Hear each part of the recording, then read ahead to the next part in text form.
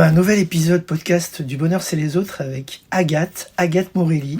Bonjour Agathe. Merci beaucoup pour l'invitation. Avec plaisir. Alors Agathe Morelli, votre notoriété n'est pas encore faite, mais j'espère qu'elle le sera grâce à ce podcast. J'en attends pas moins. Parce que pour nous, dans le quartier où j'habite, c'est-à-dire le grand quartier de Belleville, Ménilmontant, Couronne, etc., vous êtes un peu une star. Vous êtes la libraire de la librairie Le Genre Urbain, qui est une très belle librairie dans la descente, la fameuse rue de Belleville, la fameuse rue qui a été empruntée récemment pendant les JO avec les cyclistes qui montaient à toute vitesse. Et la flamme. Et la flamme olympique également. Agathe, moi je sais un petit peu d'où vous venez, mais est-ce que vous pouvez nous dire déjà dans un premier temps qui vous êtes, de quel coin de France vous venez, ou est-ce que vous êtes parisienne de tout temps? Voilà, c'est quoi votre histoire? Grand sujet, on commence direct par vraiment les grands sujets. Je suis ni parisienne ni banlieusarde, je dirais. J'ai grandi dans le 92, qui est quand même vraiment pas une banlieue lointaine.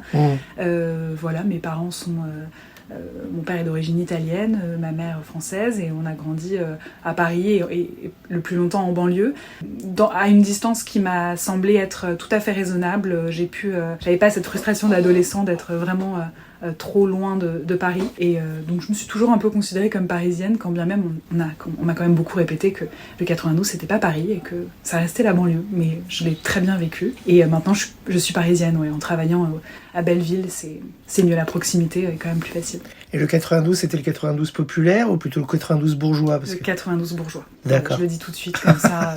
on évacue la question. On peut évacuer cette question difficile. D'accord. Et donc là, effectivement, vous êtes dans un quartier extrêmement populaire, mais qui est devenu aussi un peu bobo, on va dire. Moi, je ne suis là que depuis 3 ans, mais c'est vrai que on voit des changements, ils sont assez subtils, ils sont assez lents, mais quand même, ils sont déjà présents. Ça fait que 3 ans, la librairie a 20 ans, donc les piliers de la librairie l'ont vu aussi beaucoup changer, le quartier. Moi, je commence à en saisir les frémissements, mais ça se voit, mais à voir si c'est pour le meilleur ou pour le pire. Alors, cette librairie dont vous êtes aujourd'hui directrice, vous l'avez donc, comme vous l'avez dit, vous êtes arrivé à peu près à la fin 2020. C'était pile au moment du Covid. Alors ici, je suis pas arrivée en 2020 à la librairie. J'ai commencé ma carrière de libraire, si on peut appeler... Oui, c'est une carrière. En 2020, ce qui est une reconversion professionnelle, mais j'ai d'abord fait des remplacements dans d'autres librairies, et je suis arrivée au Genre Urbain c'était printemps 2022. Ah oui, 2022. Donc ce sera l'année prochaine, ce sera les 3 ans. Donc c'était après le Covid. Exactement. Donc disons qu'il y avait déjà eu cette transformation, cette année un peu extraordinaire pour les librairies d'après-Covid, qui était d'ailleurs un leurre, parce qu'il y a eu un rebond pour les librairies assez étonnant au moment du Covid, et voilà, cette espèce de joie de devenir un commerce essentiel, d'être toujours ouvert, et cette année après Covid qui a été assez extraordinaire, je crois, pour mes confrères, mais que je n'ai pas moi connue. Ce qui n'était pas le cas au début, puisqu'on se souvient de la polémique au début, parce que les libraires n'étaient pas considérés comme un bien de première nécessité, et avaient été fermés au tout début du confinement, puis après rouverts, mais pendant un certain temps. Mais donc vous n'avez pas toujours été, parlons français, c'est important dans un lieu comme ça. Vous n'avez pas toujours été libraire, vous avez démarré votre carrière dans le journalisme, vous étiez dans la presse. Et donc vous avez eu différentes expériences. Et vous avez aussi une expérience dans un site qui s'appelle Welcome to the Jungle, qui est un site, on va dire, un peu innovant autour du recrutement et des RH. Voilà, est-ce qu'on peut dire en 2 mots, cette première partie de parcours, c'était un choix, ou quand vous êtes devenu libraire, c'est là où vous vous êtes dit, voilà, j'ai vraiment réalisé ce que je voulais faire? Non, je dirais que la reconversion de libraire, c'est vraiment une jolie rencontre, une jolie trouvaille. Donc, moi, je voulais vraiment travailler, j'avais une passion, mais assez jeune, pour la presse. Et plutôt pour, pas trop les quotidiens, mais plutôt la presse indépendante spécialisée, ou la presse au long cours, donc plutôt les mensuels, les trimestriels, les semestriels. J'ai toujours eu cet attachement au papier, au support papier, donc j'ai commencé par faire une école qui n'était pas vraiment une école de journalisme, qui a 2 branches, dont une école de journalisme, mais moi j'ai plutôt fait la partie dédiée à la communication et au marketing, après des études de lettres, et le CELSA, on peut le préciser d'ailleurs. Le CELSA, après à la Sorbonne, j'ai eu la chance, après des concours qui étaient assez rigoureux, qui m'ont effectivement un peu pris la tête, mais d'intégrer l'école. Et vraiment, assez vite, au cours de la licence puis du master, je me suis vraiment spécialisée, parce que je voulais rejoindre des rédactions. Donc je n'aurais jamais été... Enfin, ce métier ne me préparait pas, cette école ne me préparait pas, stricto sensu, à être dans les rédactions en tant que rédactrice en chef, ou quand bien même accompagner les journalistes, mais plutôt dans une partie un peu backstage sur l'accompagnement plutôt des programmes, des budgets, donc vraiment dans ce qu'on ne voit pas en fait. Et puis en fait j'ai un peu bifurqué, je voulais me rapprocher, après quelques premières expériences, je me suis dit non mais en fait je suis trop loin du produit. si on peut appeler ça assez brut, mais j'étais trop loin du produit, j'étais trop loin des rédactions, des journalistes et du faire. Et donc je me suis mis en auto-entrepreneur pour revenir par des concours de circonstances et des magnifiques rencontres qui seraient un peu longues à raconter, mais à me rapprocher, à rencontrer des gens qui faisaient tout seuls, de leurs mains, des magazines incroyables, souvent des trimestriels ou des semestriels, en plus d'une autre activité professionnelle, et avec qui j'ai eu la chance de collaborer, là pour revenir au plus près du texte, au plus près de la production. J'étais principalement ce qu'on appelle secrétaire de rédaction, donc j'accompagnais vraiment en tout dernier lieu les journalistes dans la dernière phase d'écriture, la correction et l'accompagnement éditorial avant la publication. Donc j'ai fait ça en auto-entrepreneur quelques années. Donc vous avez un point commun avec un ami qu'on a en commun. Absolument. Qui est notre idole, Grégoire Bouillet, oui. qui va passer bientôt.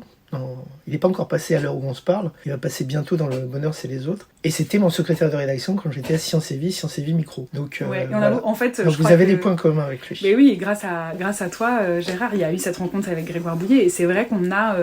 cette rencontre était aussi assez magique avec Grégoire, au-delà du fait que j'adore ses livres, sa personnalité, mais c'est aussi parce qu'il y avait ces ramifications un peu fines entre nous. Et voilà, et le milieu de la presse, c'est quand même quelque chose, même si j'ai jamais travaillé dans une rédaction aussi formelle que Grégoire, mais ça a été extrêmement puissant comme expérience pour moi. J'ai rencontré des mentors qui ont fait de moi aussi ce que je suis aujourd'hui, qui m'ont appris énormément. Et puis en fait, j'étais vraiment spécialisée dans la presse, et assez rapidement, au cours de ces expériences, j'ai touché à d'autres médias que moi je ne connaissais pas, que je ne savais pas faire.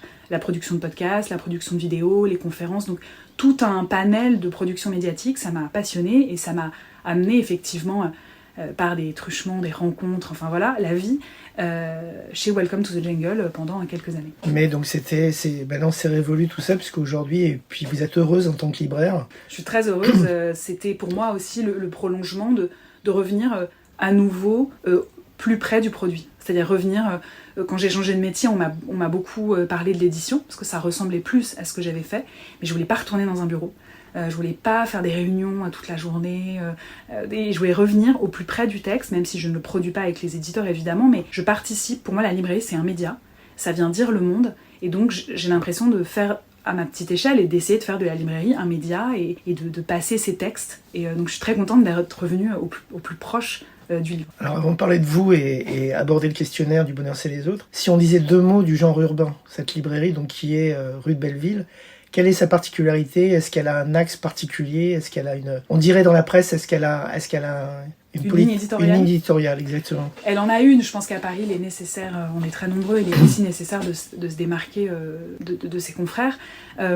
Historiquement, la librairie a une vingtaine d'années, je crois 22, c'était une librairie qui était 100% dédiée à l'architecture et à l'urbanisme, puisque le boss il déteste quand je dis le boss, donc il va à la fois détester et adorer, mais donc le boss était prof et d'Urba, si je dis pas de bêtises, et donc il a voulu créer cet endroit 100% dédié au sujet, et après, au fur et à mesure du temps, la librairie a déménagé, c'est sa 3e adresse à Belleville, et maintenant c'est une généraliste, vraiment de tout, enfin voilà, il y a vraiment de tout, de tous les rayons, c'est une grande généraliste, mais il y a toujours ce fond spécifique dédié à l'urbanisme et à l'architecture.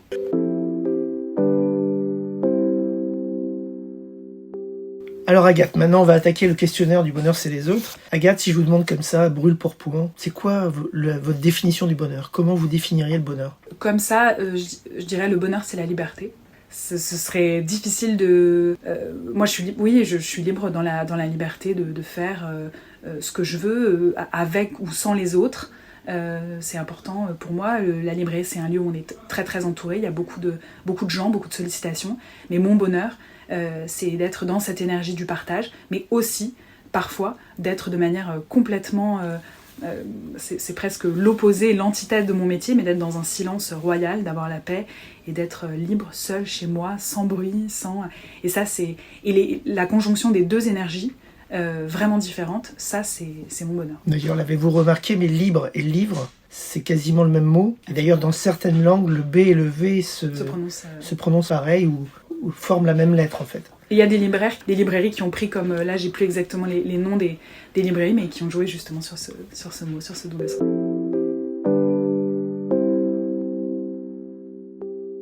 Si je vous demande quel souvenir heureux de votre enfance remonte spontanément à la surface, vous me répondez quoi? Déjà, vous étiez fille unique, vous aviez des frères et sœurs?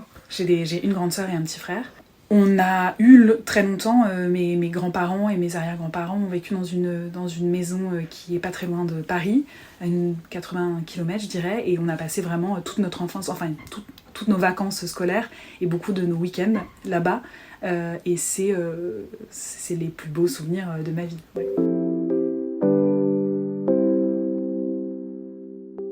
Alors c'est une question que je pose habituellement à des gens qui ne sont pas du métier du livre, mais je leur demande pas que le livre. Je leur dis c'est quoi le livre, le film ou la pièce de théâtre, ou encore l'auteur qui les a marqués de façon indélébile et pourquoi. Et là, comme on est dans une librairie, je vais vous accorder non pas un livre, mais allez, 4 livres, ceux qui vous ont vraiment, qui vous accompagnent, qui accompagnent votre vie. C'est horrible, je savais qu'il fallait que je prépare cette question. Non, il fallait pas préparer. Surtout, il faut pas préparer, et en fait, je suis un peu sotte. Moi, je cherche la spontanéité. Parce que ça, quand même, j'aurais pu m'y attendre. C'est terrible, c'est une question qu'on me pose tellement, auquel je suis incapable de répondre. Et ben, vous allez être capable. Je vais quand même capable. Essayer. En fait, c'est des lectures assez récentes parce que mes parents ont beaucoup lu, mais j'ai pas lu moi-même énormément.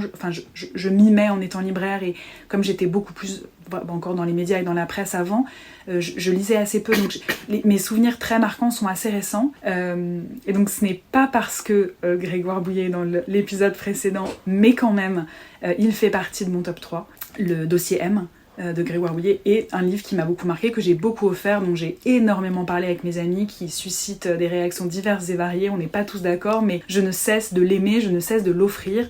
J'espère que je vais Bien qu'il ait refusé poliment de se marier avec vous, parce que vous aviez fait une demande en mariage officielle. Absolument. Et devant public. tout Belleville. Et public. Mais j'ai réitéré, j'ai demandé 2 fois et 2 fois non, mais bon, non. Je suis il est très amoureux, je crois. Je suis très persévérante. Mais voilà, je suis très... je suis pour le consentement, évidemment. Mais Grégoire a dit non, c'est non, je vais pas... et à part Grégoire, alors je trouve que...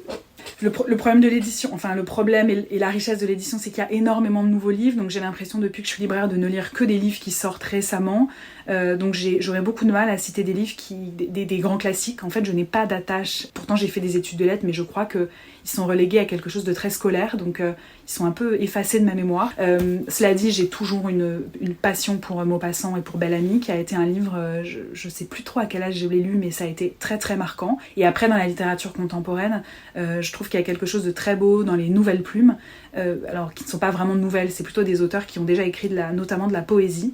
Je pense à Simon Johannin, qui est un auteur que j'aime beaucoup, c'est comme il y a de la poésie, il y a un phrasé, il y a une langue, c'est vraiment très beau. Si vous devez nous conseiller un de ces ouvrages, vous nous conseilleriez lequel? C'est quoi? C'est des romans, mais qui sont poétiques. En fait, c'est vraiment des romans, mais la langue est travaillée de telle sorte qu'on sent qu'il y a eu la poésie avant. Comme Bobin, comme Christian Bobin, par exemple. Oui, mais avec quelque chose de plus sale, de plus, brut. Ouais, de plus brut. Et c'est vraiment très beau.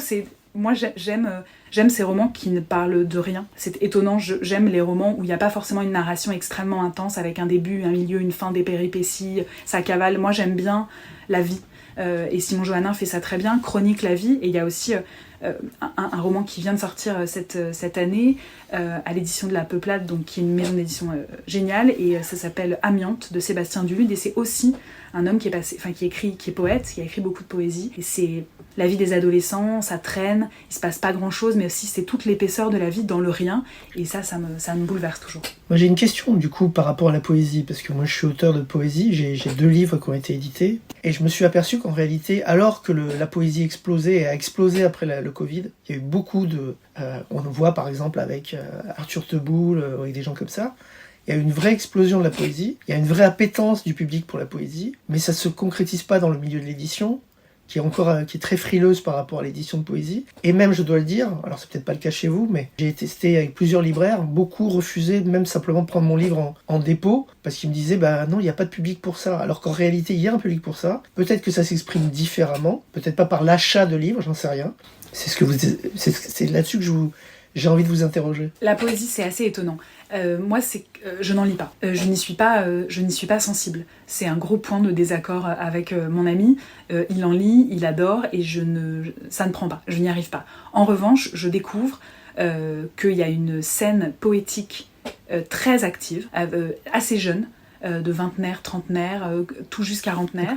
Nous, on a une scène, par exemple, tous les 3 mois, on organise au Jean Urbain. J'ai un ami qui a plein de collectifs de poésie, qui est poète lui-même, qui était un client, qui est devenu un ami, et on organise ensemble, tous les 3 mois, une soirée dédiée à la poésie. Je lui ouvre les portes, il invite qui il veut, et ils viennent en musique, accompagnés par des instruments.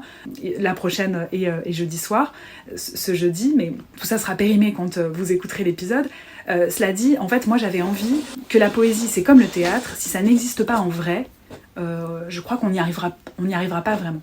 Et en fait, la nouvelle scène poétique, elle est plus faite de gens qui performent en vrai, j'allais dire, sur des scènes, dans des librairies, dans des festivals, et elle n'est pas beaucoup achetée, mais elle est beaucoup portée, même sur les nouveaux médias, dans les réseaux sociaux. Les groupes sont hyper actifs. J'ai jamais vu des groupes qui éditent tout seuls, qui sont extrêmement créatifs.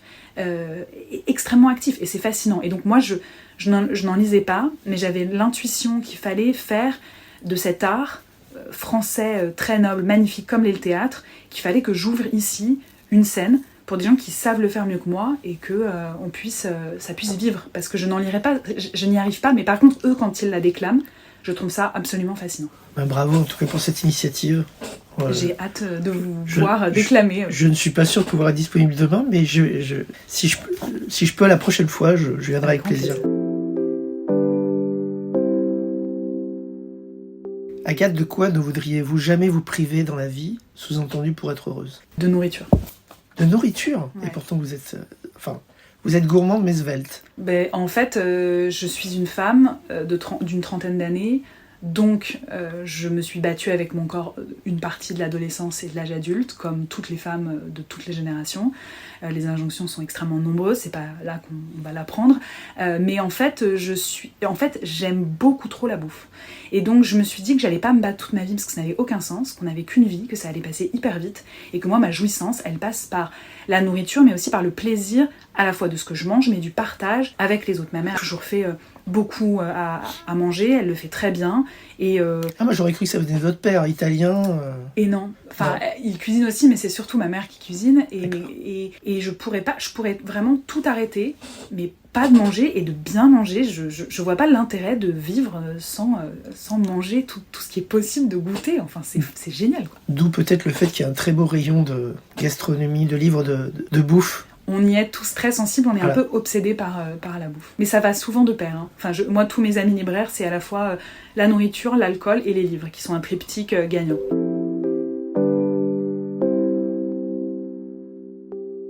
C'est une question récente que je pose depuis effectivement 4-5 épisodes. C'est non pas si vous êtes croyante, pratiquante, ça ne me regarde pas, c'est quelque chose d'intime pour moi.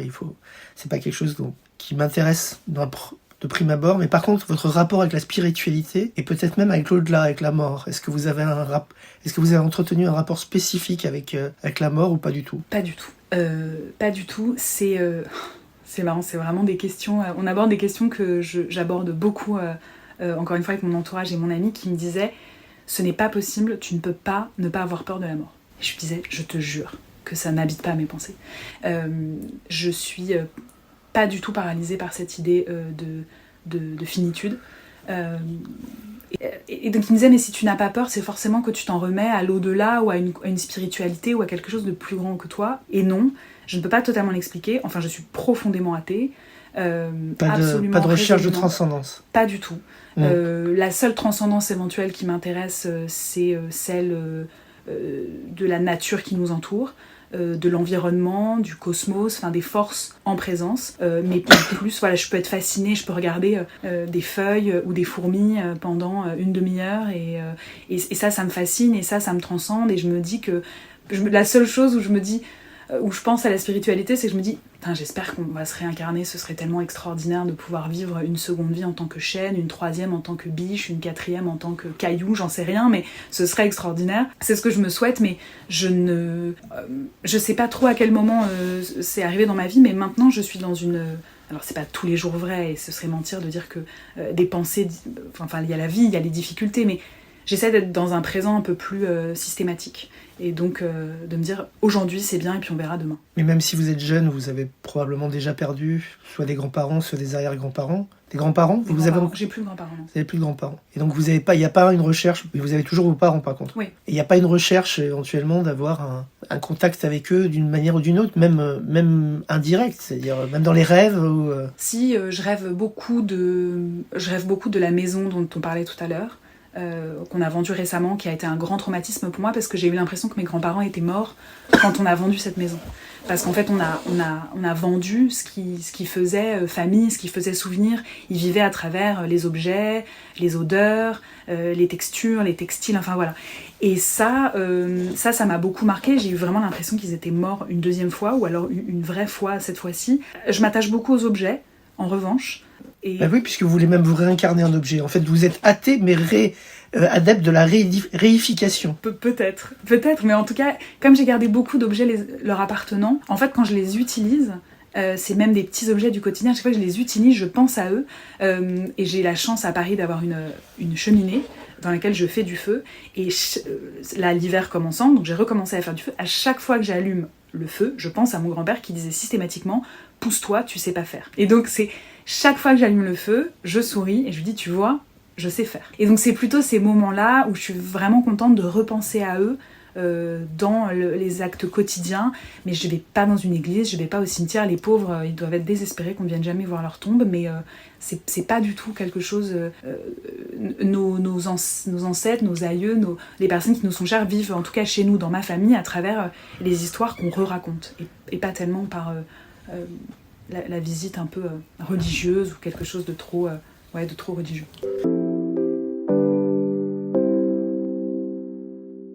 C'est quoi le mot de la langue française que vous préférez? Ou le mot auquel vous pensez, là, à l'instant où on se parle? Tout de suite. La cocoframophilie. Waouh! Je ne connais pas ce mot, alors expliquez-moi. Je l'ai découvert très récemment. C'est les collectionneurs ou collectionneuses de numéro 1 de revues et magazines. Wow.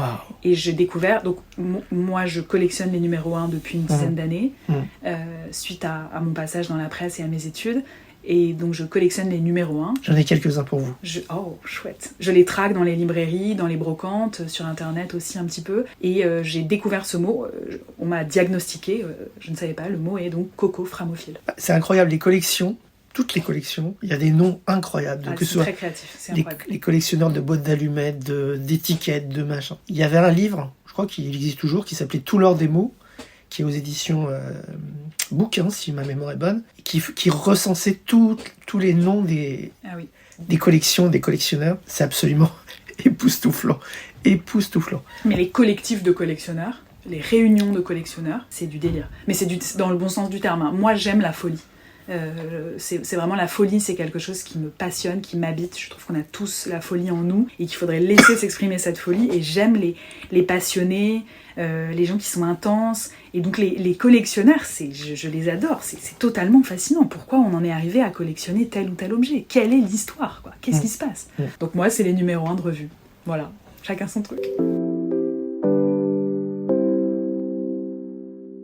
Est-ce que vous doutez souvent dans l'existence? Et si oui, est-ce que vous doutez plutôt de vous ou plutôt des autres? Je crois que c'est la question encore plus dure que celle sur la mort. Il faut douter tout le temps, sinon pour moi ça n'a aucun sens, ça n'a aucun intérêt. Parce que je trouve que l'existence, elle est... Enfin, l'idée c'est d'être dans le progrès, on fait tous des erreurs, mais individuellement et collectivement, je pense qu'il faut douter douter de ses croyances, douter de ses actions, douter de ses sentiments. Alors pas toujours absolument et partout, mais de se dire... Je trouve qu'on est des individus plus justes, plus attentifs, plus humains si on doute. Si on réfléchit à ce qu'on fait, à ce qu'on dit, à sa position dans l'existence. Après, est-ce que je doute? Je doute pas mal. Après, la psychanalyse et la psychothérapie est quand même une excellente béquille dans l'existence quand on est trop sensible ou qu'on doute trop. Donc, je remercie infiniment ma psy qui me suit depuis une dizaine d'années.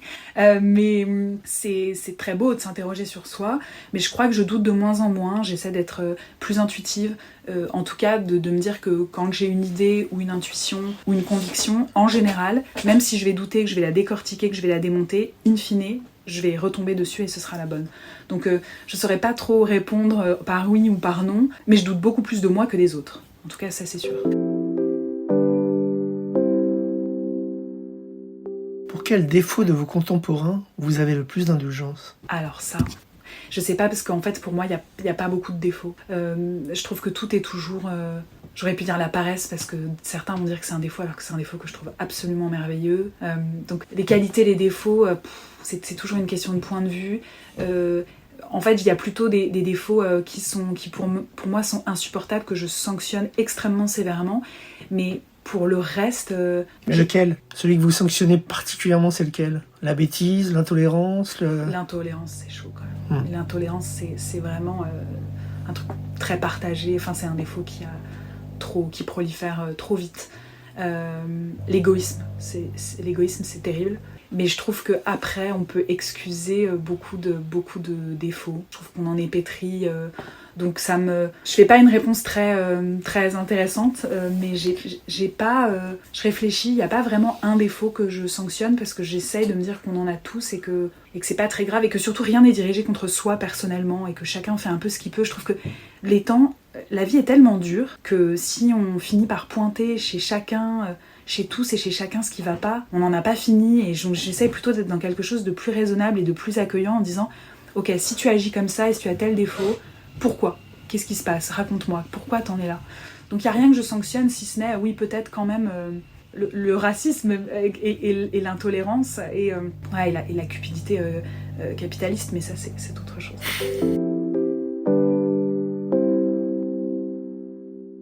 Je n'arrête pas de le dire depuis le début du podcast, donc, qui a commencé avec un écrivain, avec Alexandre Jardin. La France est un pays extrêmement pessimiste. On est un des pays les plus pessimistes du monde. On est, je crois, le 2e ou 3e pays plus pessimiste du monde, après l'Afghanistan et enfin voilà, ce genre de pays. Où ils ont des raisons d'être pessimistes. Voilà. Et c'est même, quelqu'un m'a dit récemment que ça a même été étudié dans les universités anglo-saxonnes, etc. Parce que c'est vraiment un sujet qui étonne les autres pays. Et donc moi, le bonheur, je pense que ça passe par aussi quand même une dose d'optimisme. Et je voudrais savoir, est-ce que vous vous classez parmi les optimistes ou parmi les pessimistes ? Sachant que vous pouvez très bien passer d'un état à l'autre, hein, c'est pas quelque chose de stable dans la vie.